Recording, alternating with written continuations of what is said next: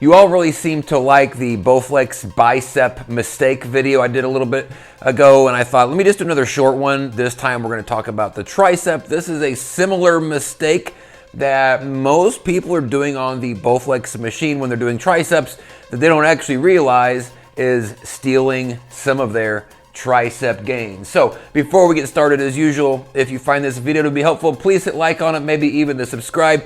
I do these types of videos and other health and fitness videos several times a week. Okay, so the way that these Bowflex are set up, typically what will happen is when somebody's gonna work triceps, they do a couple of different things here. One is, if you're doing something like this, I've got myself a nice rope that I picked up off of Amazon for a couple bucks. I'll put a couple of links in the description down below if you don't have some of these accessories.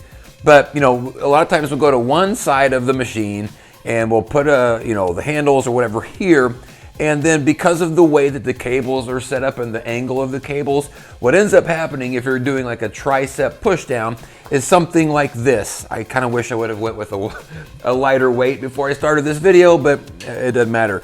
We end up pulling a little bit this way towards ourselves with the machine, right, with the cable. Whereas to really do a proper tricep, what we want to be doing is pushing it straight down. See, when you go straight down with it and you don't like your arms, all of the pressure, all of the tension ends up being on the tricep itself. All of the work is actually happening here. It's exactly what we want.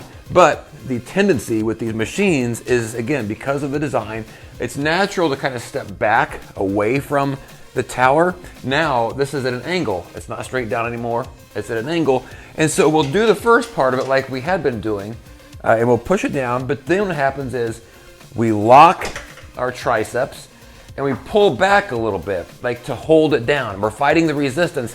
The resistance wants it to go back up. So what we're doing now is we're using our traps, our lats, even some of our pecs to keep this down like this, which is not what we want to be doing with triceps, because now the tricep is not fighting the resistance anymore. Now, because of the lock and pushing this down, we're using muscles to keep our arms straight, and we're using these back muscles again like this.